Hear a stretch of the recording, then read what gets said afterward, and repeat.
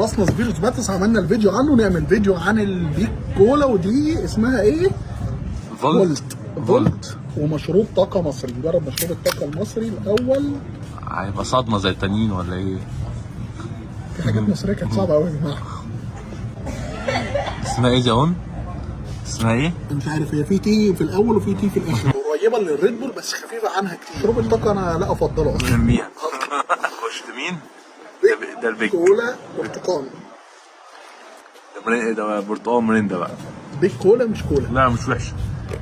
لا مش وحش. مش على مزاجك. رايح على يوسفي شوية. لا ليمونة، ليمون، اشرب ليمون كده شوية ليمون. ان بس هو طعم الفليفر نفسه خفيف. فليفر مفيش فليفر صح؟